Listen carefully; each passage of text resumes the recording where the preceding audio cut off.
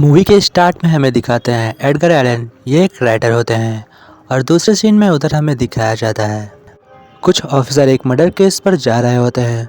जब वो लोग वहां पहुंचते हैं तो उन्हें बहुत ही अजीब घटना दिखती है। यह घटना कुछ ऐसी होती है कि एक रूम के अंदर एक लड़की की डेथ हो जाती है, पर उस रूम के अंदर आने का कोई भी रास्ता नहीं होता है और उसके बावजूद वो कातिल वहां से भाग जाता है। लेकिन वह कातिल जहाँ से भागता है वह एक विंडो होती है, पर उस विंडो ओपन नहीं किया जा सकता क्योंकि उस विंडो पर कील पहले से लगी होती है। फिर हमें दिखाता है कि वो बहुत ही ज़्यादा परेशान होता है क्योंकि उसके पास एक भी रुपए नहीं बचे हैं। इसलिए वह एक बार में जाता है और वहाँ दारू पीने के लिए दारू मांगता है, पर उसे दारू नहीं मिलती है, जिसकी वजह से वह बहुत ज़्यादा गुस्सा हो जाता है। लेकिन बार में लड़ाई करने की वजह से उसे बार से निकाल दिया जाता है। और इधर हमें दिखाते हैं कि पुलिस ऑफिसर अभी तक उस केस को सॉल्व नहीं कर पाया है क्योंकि वह केस बहुत ही ज़्यादा अजीबोगरीब होता है। फिर उस केस को सॉल्व करने के लिए एक नया इंस्पेक्टर आता है जिसका नाम होता है डिटेक्टिव विलेट। वह बहुत ज़्यादा स्मार्ट ऑफिसर होता है क्योंकि उसे ऐसे केस सॉल्व करने का पहले भी एक्सपीरियंस होता है। फिर हमें दिखाते हैं कि जब वह विंडो के पास जाता है तो विंडो एक बटन से खुल जाती है, जिससे कि देखकर सभी ऑफिसर वहां पर चौंक जाते हैं। फिर उन्हें वह बताता है कि मैं पहले भी ऐसा एक केस देख चुका हूँ जहाँ कोई रास्ता ना होने के बावजूद भी वहां से कातिल भाग जाता है। फिर हमें दिखाता है इमली को, जो कि चार्ल्स की बेटी होती है। मैं आप लोगों को बता दूं कि चार्ल्स इस शहर का बहुत बड़ा आदमी होता है, जिसकी वजह से इमली को लेकिन तभी वहां पर पो आता है और जाकर उस बग्गी में बैठ जाता है। जब उसके अंदर जाता है तो वह इमली से कहता है क्या तुम मेरे साथ शादी करोगी, जहाँ पर इमली ऐसा करने से मना कर देती है क्योंकि उसके डैड उसके साथ होते हैं। फिर वहाँ से पो को निकाल दिया जाता है। फिर वह अपनी स्टोरी को प्रेस में जाता है, लेकिन वहाँ प्रेस वाले उसकी स्टोरी छापने से मना कर देते हैं। इस प्रेस का मालिक कोई और नहीं बल्कि मैडुक्स होता है। वो मैट से कहता है कि तुम मेरी स्टोरी क्यों नहीं छाप रहे हो, बल्कि मैं तो स्टोरी बहुत सालों से तुम्हारे यहाँ दे रहा हूँ। जहाँ पर मैट कहता है कि अब लोग रोमांटिक स्टोरी से बोर हो चुके हैं, अब तुम्हें कुछ नया लिखना होगा जो कि बहुत ज़्यादा सस्पेंस भरा हुआ हो, थ्रिलर हो और बहुत ज़्यादा हॉरर भी हो। इस वजह से वो मर्डर की स्टोरी लिखना शुरू कर देता है। और फिर हमें दिखाते हैं कि एक आदमी को किसी ने जबरदस्ती एक टेबल पे बांध रखा है और वहां पर एक बड़े से आरे को ऑन कर देता है, जिसकी वजह से वह बीचों बीच से कट जाता है और उसकी डेथ वहीं पर हो जाती है। ये दूसरा इस शहर का मर्डर होता है जो कि बहुत ही खौफनाक तरीके से होता है। इस वजह से वह पुलिस ऑफिसर बहुत ज़्यादा परेशान होते हैं और इधर वो अपनी जॉब जाने की वजह से बहुत ज़्यादा परेशान होता है क्योंकि प्रेस में उसकी स्टोरी नहीं छपती है। इस वजह उसके पास पैसे नहीं होते हैं। तभी वह एमिली को प्रपोज कर देता है। एमिली से कहता है कि तुम मेरे साथ शादी करोगी, जहाँ पर एमिली उसे हाँ कर देती है। उसके बाद वो अपने ऑफिस में जाता है जहाँ पर वह इंस्पेक्टर उससे आकर कुछ पूछताछ करने के लिए वो को वहाँ से ले जाता है।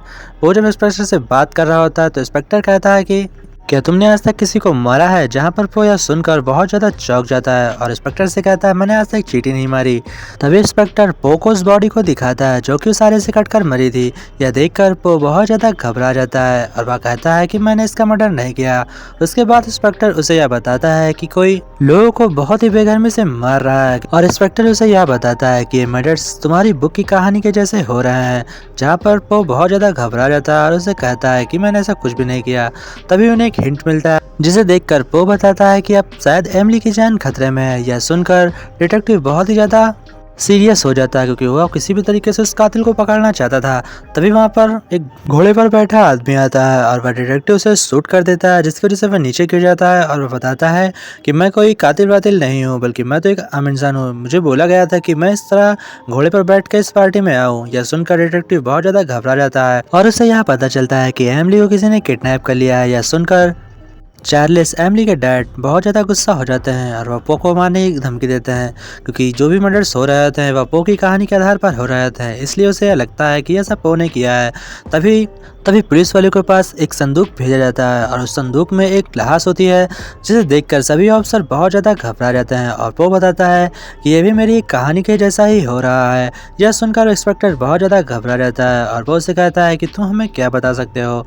यहाँ पर पो से बताता है कि इस कहानी के हिसाब से कातिल एक शो में छुपा होना चाहिए। तभी वहाँ अफसर अपने सभी साथियों के साथ पहुंच जाता है और वहां पर कातिल होता भी है, जिसे कि पकड़ने के लिए सभी अपने अलग अलग तरीका लगाने लगते हैं।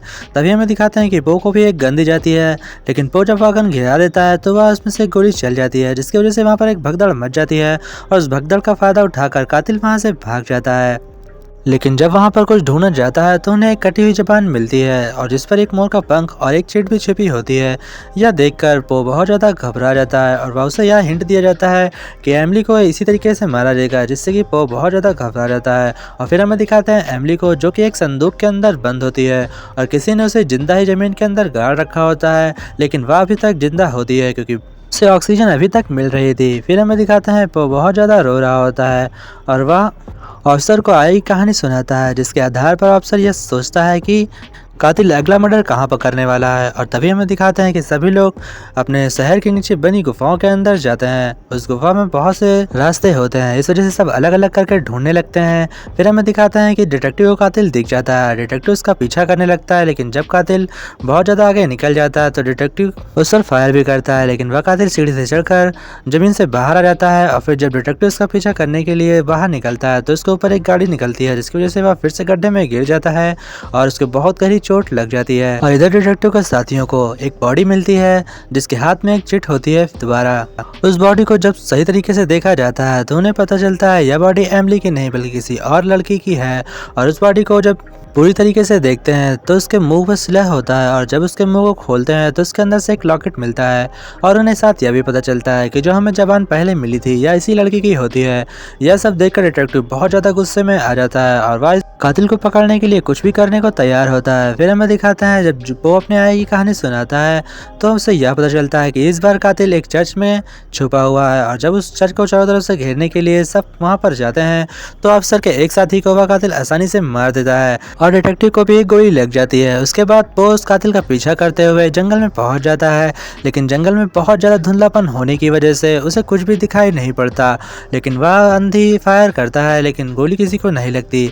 वह कातिल भाग जाता है और इस वजह से वो बहुत ज़्यादा गुस्से में आ जाता है। और इस बार वह कहानी थोड़ी सी अजीब लिखता है, क्योंकि इस कहानी के अंत में पो की डेथ निश्चित थी। इस वजह से वह प्रेस वाले कहानी को छापने से मना कर देते हैं, लेकिन तभी वहाँ पर पो गुस्सा हो जाता है और कहता है तो मेरी कहानी छापो। और फिर नेक्स्ट डे उस पेपर में कहानी को छाप दिया जाता है।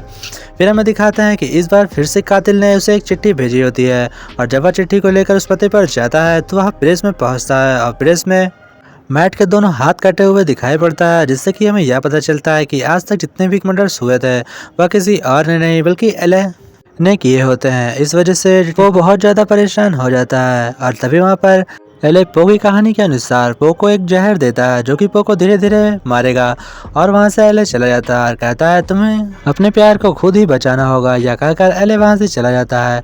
और फिर जब इधर उधर पो ढूंढता है तो उसे एक बेसमेंट दिखाई पड़ता है। उस बेसमेंट में जब वह देखता है तो बहुत ज़्यादा गहरा होता है। वह उसके अंदर उतर के जाता है तो उसके अंदर एमिली दिख जाती है और एमिली को वह उठाकर किसी तरीके से ऊपर ले आता है, लेकिन जहर पीने की वजह से उसके भी हालत बहुत ज़्यादा ख़राब हो जाती है, जिसकी वजह से उसके बचने के चांसेस बहुत ज़्यादा कम होते हैं।